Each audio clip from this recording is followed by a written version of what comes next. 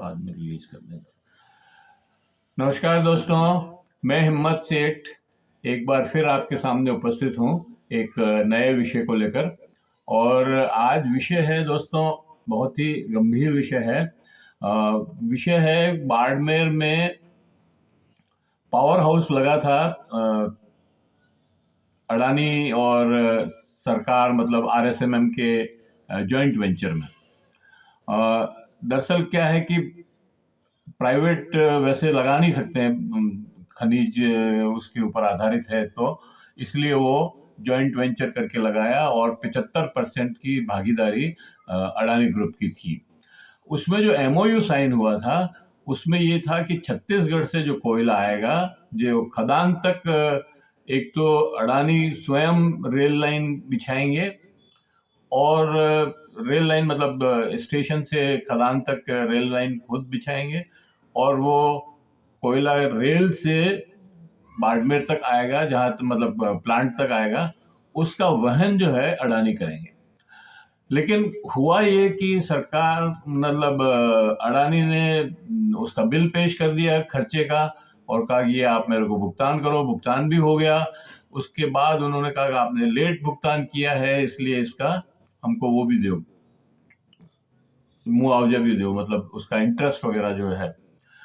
उसके ऊपर कोर्ट में गए और कोर्ट ने जब ये कहा कि भाई ये तो भुगतान ही गलत हुआ है, तो ये इसके ऊपर उस उन्होंने जो फैसला दिया कि भाई ये रिकवरी करो इनकी वापस, ये जो पैसा दिया है, तो वो रिकवरी के चक्कर में उस जज का उसी रोज स्थानांतरण हो गया। देखिए आप कितना पावरफुल है वो आदमी कि उसी रोज सेम डे उसका स्थानांतरण हुआ और उस पर स्टे लगा उस फैसले पर।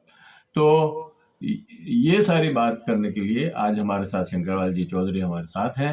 शंकरलाल जी चौधरी सीपीआई एमएल के स्टेट सेक्रेटरी हैं, और मैं उनसे जानना चाहूँगा कि ये इस तरह से कैसे हुआ कि ये मतलब और सब तो ठीक है, लेकिन उस जज का ट्रांसफर कैसे सेम डे हो गया, इसके ऊपर बहुत ही आश्चर्यजनक बात है ये। तो मैं आपसे निवेदन करना चाहता हूँ उसके पहले कि मैं शंकरलाल जी चौधरी से को दूं, और कि अगर आपने अभी तक भी हमारे YouTube चैनल महावीर समता संदेश को सब्सक्राइब न किया है तो सब्सक्राइब कर लें, बेल आइकन दबाना न भूलें, और अगर वीडियो अच्छे लग रहे हैं तो लाइक करें, फॉरवर्ड करें और लोगों को भेजें, और कमेंट बॉक्स में जाएं, कमेंट लिखें, सुझाव दें। आपके कमेंट और सुझाव और बेहतर करने की ओर अग्रसर करेंगे। तो चौधरी साहब, आपका बहुत बहुत स्वागत है हमारे इस YouTube चैनल पर। दरअसल ये आपका ही हो गया है YouTube चैनल भी। ये जनता का है, जनता के मुद्दे हैं। तो ये मतलब बाड़मेर में जो प्लांट लगा है जिसका कोयले पे बेस्ड है, इसके पहले एक गिरिल में प्लांट लगा, आपको ध्यान हो शायद, तो उसमें इन्होंने मतलब फॉरेन से कोयला मंगवा करके उसमें डाला, और उसका जो ताप था वो ज्यादा था, मतलब हीट ज्यादा थी, तो उससे वो प्लांट जो है गल गया पूरा, तो वो तो बंद ही पड़ा है। और ये दूसरा प्लांट है जिसमें ये स्थिति है। तो आप बताएं कि ये बहुत ही मजेदार भी है और बहुत दुखद भी है। आपने जो बात बताई, इससे फिर से मैं एक बार ये कहूंगा कि हमारे देश की आज की जो सरकार है, और फिर जिस पार्टी की वो सरकार है, उसका जो नेतृत्व है, उसने हमारे देश को एक तरीके से एक तरफ तो बनाना रिपब्लिक बना दिया है। बनाना रिपब्लिक का मतलब ये होता है कि व्यवसायियों के साथ बड़े जो कारोबारी हैं, देश के उद्योगपति हैं, उनके साथ इतना घुल मिल जाना कि सरकार जैसे वही चलाते हो। तो ये छोटे देशों में ऐसा सुनते थे, पहले होते थे, कैरेबियन जो कंट्रीज है वहां होता था, फिलीपींस वगैरह जो छोटे छोटे कंट्रीज में ऐसा माना जाता था कि वहां ये संभव है इतने बड़े देश में। लेकिन हमने अब ये एक नया दौर है जिसमें ये सब हमारे देश में होते हुए देखा। और दूसरी बात, ये बनाना रिपब्लिक से भी ज्यादा ये एक फासिस्ट सत्ता है। जो एक तरीके से सरकार ही उनके साथ नहीं मिली हुई है, बाकी तंत्र जो है, जो हमारे देश में जो संवैधानिक तंत्र है, उसको ही बिल्कुल तबाह कर दिया है। और जो लोगों के अधिकार हैं उनको लगातार कुचला जा रहा है। जनता के अधिकारों की कोई परवाह इनको नहीं है। तो ये जो आप प्रकरण लाए हैं, ये एक उसका एक उदाहरण मात्र है, बाकी तो रोज ही वो कर रहे हैं। इस पूरे किस्से की कहानी ये है कि जैसे आपने पहले वाला कहा कि वो गिरल वाला प्लांट, वो गिरल वाले प्लांट में असल में केवल गिरल में नहीं हुआ, देश के और भी बहुत सारे इश्यू में हुआ। कोयले की शॉर्टेज हमारे यहाँ पे ज्यादातर जो बिजली बनती है ऊर्जा क्षेत्र में, वो अभी भी सबसे ज्यादा कोल बेस्ड है। कोल से ही उसकी कोल बेस्ड प्लांट है जिसमें कोयला जलाया जाता है और पानी की भाप बना के टरबाइन मूव किए जाते हैं और उससे उसके बिजली का उत्पादन होता है। और उस बड़े पैमाने पे कोल की मांग है। दुनिया भर में कोल को मतलब एक तरीके से फॉसिल ईंधन को कम किया जा रहा है, लेकिन हमारे यहाँ अभी तक भी उसमें कुछ नहीं है। और दूसरी बात यह है कि इस कोल के बिजनेस में अडानी जी बहुत महत्वपूर्ण व्यक्ति हैं, और वो हमारे प्रधानमंत्री जी और अडानी जी को दोनों को अलग अलग करके देखना ही मुश्किल हो जाता। मुझे तो एक का नाम लेते ही दूसरा अपने आप दिमाग में आ ही जाता है, शायद सभी को आ जाता होगा। तो वो जो किस्सा है वो तो ये था कि उन्होंने मलेशिया से इंडोनेशिया से कोल इंपोर्ट किया, जो सेकंड कैटेगरी का कोल था, और उसको इंडियन माने ऊंचे प्राइस पे यहाँ लाके बेच दिया। और उसका हाई प्राइसिंग माने बहुत सस्ता कोल है वो, लेकिन उसका हाई रेट पे इन्वॉइसिंग करवा के खूब मुनाफा कमाया। और यहाँ के जो हमारे सरकारी जो पब्लिक सेक्टर के जो विभिन्न प्रदेशों में जो पावर प्लांट्स है, उनमें उन्होंने एक तरीके से जैसे गिरल में हुआ वैसे ही हुआ। उसमें ऐसा हुआ एक्चुअली कि सरकार ने एक ऑर्डर निकाला कि इसका उपयोग मिला के करेंगे, इतना परसेंट तो है ही फॉरेन का जो है कोयला मिला है यूज करेंगे। तो वो एक तरीके से आदेश दे के वो किया, और किसी तरह की लिबर्टी, वो जो कमर्शियल वेंचर है एक तरीके से विद्युत उत्पादन जो इकाइयां हैं, वो जो उनके अलग अलग प्रदेशों की जो कंपनियां हैं, उनके ऊपर एक तरीके से वो लाद दिया गया। तो वो तो एक किस्सा है पुराना, सब जानते हैं आज की तारीख में उसको। ये जो वर्तमान प्रकरण है जो आज आपने लिया और वो जो जज के ट्रांसफर से जुड़ा हुआ है, वो ये है कि 2007 में ये कोल शॉर्टेज और या राजस्थान में खास तौर से कोल बेस्ड ही है, हमारे कोटा के, सूरतगढ़ के super critical thermal power, Barmer के सारे कोल बेस्ड है। और हमारी इंटरनल तो खाली एक बाड़मेर में और नागौर में जो छोटा मोटा जो उत्पादन है वही है, बाकी सारा उधर से ही आता है कोल। तो राजस्थान को एक कोल ब्लॉक छत्तीसगढ़ में अलॉट हुआ, और वो कोल ब्लॉक जब अलॉट हुआ तो हमारे जो राजस्थान विद्युत उत्पादन कंपनी जो है, उसने जो है उसके माइनिंग के लिए उसने अडानी की नेतृत्व वाली, अडानी की जिसमें पूंजी लगी हुई है, ऐसी एक पीके कोलियरीज नाम के एक कंपनी है, उसके साथ जॉइंट वेंचर किया। और उसका 74% जो है वो हिस्सा इस खदान के काम में, इस कोयले को लाने के काम में, उसके प्रॉफिट में 74 हिस्सा उस जेवी में अदानी जी लेड पीके कोलियरीज कंपनी को दिया, और 26% स्टेट गवर्नमेंट राजस्थान विद्युत उत्पादन जो कंपनी है उसके पास रहा। वो एक कॉन्ट्रैक्ट था, और वो जो कॉन्ट्रैक्ट साइन हुआ, जो सिविल कॉन्ट्रैक्ट था, उस सिविल कॉन्ट्रैक्ट में बहुत साफ था कि कोल माइन से स्टेशंस जहां से वो ट्रांसपोर्ट होगा वहां तक कोल को लाने की, और वहां जो रेल लाइन बिछाते हैं, बड़े जो प्लांट होते हैं, कोयले की खदानें या आप कह लीजिए कि सीमेंट की फैक्ट्रियां, वो चूंकि बड़े लेवल पे ट्रांसपोर्टेशन होता है तो ट्रांसपोर्टेशन की कॉस्ट कम पड़े, इसके लिए रेलवे के साथ मिलके वो और वहां तक लाइन बिछवाते हैं, उसकी कॉस्ट वो खुद बियर करते हैं। तो ये जो ट्रांसपोर्टेशन स्टेशन तक की लाने की माइन से जिम्मेदारी थी, उस कोल के वो जो कॉन्ट्रैक्ट था बहुत स्पष्ट रूप से वो पीके कोलियारी जो थी उसकी लाइबिलिटीज थी उस कॉन्ट्रैक्ट में, और इसलिए वो बहुत स्पष्ट था एक तरीके से। लेकिन उसमें किसी तरह का ट्रांसपोर्टेशन दूसरे मोड से होगा, इसके बारे में कुछ लिखा नहीं गया, क्योंकि प्रजम्पशन ये था कि रेल से ही आएगा। तो इसलिए उसमें अगर मान लीजिए रेल से नहीं हुआ और कोई दूसरी इवेंचुअलिटी हुई तो उसका कोई मेंशन उसमें नहीं था। और लंबे समय तक वो जो पीके कोलियरीज है, उसने माइन से लेके स्टेशन तक की जो व्यवस्था करनी थी रेल से ट्रांसपोर्ट करने की, वैगन्स के जरिए उसकी कोई व्यवस्था नहीं हुई। और इस बीच वो कोल उत्पादन जो हो रहा था वो स्टेशन तक लाने के लिए वो ट्रकों से और इससे ट्रांसपोर्ट हुआ। तो वो कुल मिला के लंबे समय तक उसका ट्रांसपोर्ट हुआ। और फिर 2013 में कंपनी ने कहा कि भाई ये आप इसका 1400 करोड़ रुपया है और ये आप उनको भुगतान करिए। तो 1400 करोड़ रुपया आराम से 2013 में वो अडानी जी की कंपनी को कर भी दिया गया। अब ये मतलब बड़ी आश्चर्य की बात है कि बिना इस बात को देखे कि ये जिम्मेदारी किसकी थी और इसकी लायबिलिटी किस पे होनी थी, कंपनी ने कर दिया। लेकिन अब ये ऐसे तो नहीं हुआ होगा, क्योंकि तब तक तो मतलब एक तरीके से चीजें बहुत स्पष्ट हो ही जाती थी। लेकिन बाद में क्या हुआ कि वो तो हो गया भुगतान।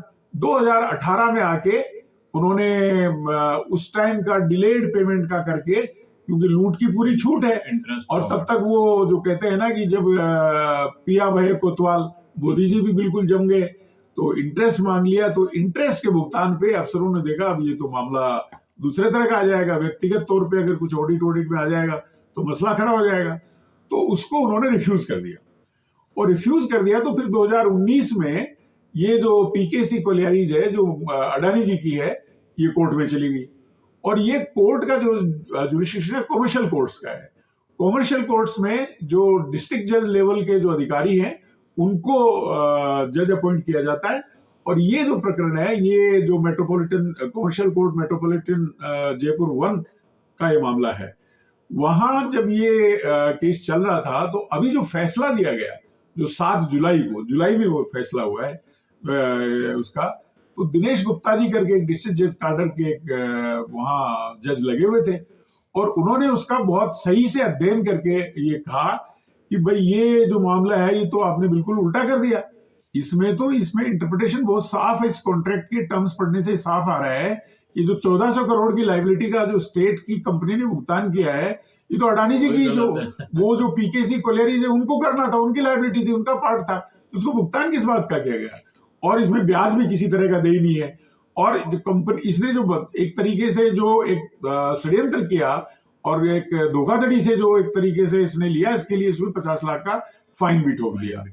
अब ये आज के तारीख में अडानी जी की कंपनी के खिलाफ कुछ हो जाए तो वो तो फिर मुख्यमंत्री तो अगले ही दिन चले जाएंगे अगर कुछ नहीं हुआ। तो शायद ये बात सोचते हुए जो है वहां ये फैसला हुआ कि जज साहब को आज ही रवाना करो। तो ये जो कमर्शियल कोर्ट्स में जज होते हैं, सरकार लगवाती है, हाईकोर्ट को कह कि फला जज को हमारे यहाँ इस कमर्शियल कोर्ट में लगा दीजिए। तो अब जब ये हुआ तो उन्होंने सबसे पहला ही काम, तो फैसला आते ही उसी दिन फैसला आया, उसके तुरंत बाद सबसे पहला यहाँ हमारे बीजेपी की सरकार ने जुलाई में 7 जुलाई को ये किया कि उन जज साहब दिनेश गुप्ता जी को मतलब उनको ट्रांसफर क्या कर दिया, उनको हटा दिया, वहां से रिपैट्रिएट कर दिया, हाईकोर्ट को वापस दे दिया। और हाईकोर्ट ने भी उसी दिन उनको वहां से 200 किलोमीटर दूर ब्यावर में डिस्ट्रिक्ट जज लगा दिया। तो ये आप देखिए कि किस तरह का तालमेल है। अदरवाइज हाईकोर्ट एक मिनट को पूछती भी कि भाई आपने चॉइस से लिया और इसको जो डिसीजन दिया है क्यों आप इसको आज पूछती उनको कि क्यों आपको अब ये व्यक्ति नहीं चाहिए, ये अधिकारी जज क्यों नहीं चाहिए। लेकिन कुछ नहीं, क्योंकि सबको पता है कि अगर अडानी जी की कंपनी है तो इसका मतलब मोदी जी के मतलब खिलाफ चला गया फैसला, अडानी के खिलाफ नहीं, मोदी जी के खिलाफ फैसला चला गया। तो हाईकोर्ट की बेंच ने, जो एडमिनिस्ट्रेटिव बेंच है, उसने भी आओ देखा न ताव, उसी दिन उनको दिनेश जी को वहां लगा दिया। अब ये एक मतलब कुल मिला के अगेन वही बात आती है कि जुडिशियरी तक भी कितना भय व्याप्त है कि अगर अडानी जी की कंपनी के खिलाफ कोई फैसला आ गया, जो प्राइमा फेसी सामान्य व्यक्ति भी अगर कॉन्ट्रैक्ट लॉ का थोड़ा बहुत ज्ञान रखता है तो वो यही कहेगा कि इस जज ने तो बहुत अच्छा फैसला दिया है, उसने तो बिल्कुल दूध का दूध और पानी का पानी कर दिया है। कॉन्ट्रैक्ट में सिविल लायबिलिटी है, जिसकी ट्रांसपोर्टेशन करने की जिम्मेदारी थी, जो लाइनें डालने की जिम्मेदारी थी, अगर उसने नहीं किया तो उसकी कॉस्ट भी उसी को भुगतनी है। लेकिन वो कॉस्ट जो है आराम से सरकार ने उनको दे दी। और फिर साथ में ये भी कहा कि भाई जज साहब ने कि इसका सीएजी से और भी करवाया जाए, इसको सीएजी से इसकी ऑडिट करवाया जाए, जांच करवाई जाए कि इसमें और क्या क्या रह गया है, क्योंकि ये तो बहुत बड़ा मसला है राज्य को। मतलब एक तरीके से जो विद्युत उत्पादन कंपनी है, सरकारी कंपनी है, सरकार की पूंजी लगी है, तो सरकार ही है एक्सटेंडेड एक तरीके से, तो सरकार को इतना बड़ा नुकसान पहुंचाया, तो ये सीएजी इसकी ठीक से ऑडिट करे। अब ये सारा मामला अब हाईकोर्ट ने उसके तुरंत बाद उसी 15 जुलाई को उस पर स्टे दे दिया। और मतलब आप इमेजिन करिए कि तुरंत उनको जाते ही उनको रिट फाइल होते ही स्टे भी मिल गया, और अब उसकी सुनवाई है। तो जनवरी महीने में उसकी सुनवाई है। तो जिस तरह से हुआ है उससे तो लगता है कि सुनवाई में क्या परिणाम आना स्पष्ट है ही। लेकिन ये जो जज को, और इसमें मैंने कल उनका ट्वीट पढ़ा, जो सुप्रीम कोर्ट में क्या नाम है उनका, प्रशांत भूषण जी का, उन्हें कहा कि ये दिखाता है कि कितना आतंक है। अडानी जी के खिलाफ अगर कुछ भी हो जाए तो जुडिशरी इटसेल्फ में कितना आतंक है। और जो अपोजिशन पार्टियां जो कहती हैं, और जो प्रबुद्ध लोग भी जो आजकल कहते हैं कि अब स्टेट जुडिशरी है, स्टेट का ऐसा अंग हो गई है जो एग्जीक्यूटिव उसको डायरेक्शन देती है। तो इसको देख के पूरे प्रकरण को यही निष्कर्ष निकलता है कि जुडिशरी में भी इतना आतंक है। ये एक तरह की फासिस्ट सत्ता ही हो सकती है जिसका जुडिशरी में, हाईकोर्ट की जुडिशरी में, जिसके जज को हटाया जाने का मतलब है कि पार्लियामेंट में उसका इम्पीचमेंट के बिना हटाने का कोई तरीका नहीं है। लेकिन वो भी तुरंत बिना सोचे समझे उस जज को उसी दिन बिना प्रश्न पूछे हटा देते हैं, और उस फैसले पे स्टे भी दे देते हैं। और इतनी लंबी पेशी देके, जिसमें राज्य सरकार का 1400 करोड़ और अगर उसका ब्याज की और लाइबिलिटी बनती है तो इतना पैसा अटका हुआ है, उसमें इतनी लंबी पेशी देके ये सब करते हैं। तो ये प्रकरण इस बात को स्पष्ट करता है कि जुडिशरी भी किस लेवल तक मैनिपुलेटेड है। प्राइवेट कैपिटल, और खास तौर से अगर अडानी से रिलेटेड है तो वो तो फिर बहुत ही मुश्किल काम है। जुडिशरी पहले उधर देखेगी कि मोदी जी क्या चाहते हैं, मोदी जी की सरकार क्या चाहती है, उसके अकॉर्डिंगली। और भी बहुत सारे उदाहरण हमारे सामने हैं, लेकिन ये इस प्रकरण तो बहुत ही एक तरीके से खोल देता है पूरी तरह से इस मामले को कि जुडिशरी की क्या हालत हमारे देश में बना दी गई है। इसी पॉइंट पे इस वीडियो को समाप्त करते हैं, और आशा करते हैं कि आपको ये वीडियो पसंद आया होगा और सारी बातें मतलब साफ हो गई होगी। क्यों मतलब जुडिशरी पे इतना दबाव है, और क्यों अडानी की कंपनी जो है अनवांटेड पैसे ले रही है और फिर उसका ब्याज भी लेने के लिए तत्पर है। तो अगर वीडियो पसंद आ रहा हो तो लाइक करें, फॉरवर्ड करें, और लोगों को भी भेजें, अपने मित्रों को भेजें, अपने सोशल ग्रुप्स में डालें, और कमेंट बॉक्स में जाएं, कमेंट लिखें, सुझाव दें। आपके कमेंट और सुझाव में और बेहतर करने की ओर अग्रसर करेगा। और अगर आपने अभी तक भी हमारे यूट्यूब चैनल महावीर समता संदेश को सब्सक्राइब न किया है तो सब्सक्राइब कर लें और बेल आइकन दबाना न भूलें। मिलते हैं फिर और किसी वीडियो के साथ। धन्यवाद।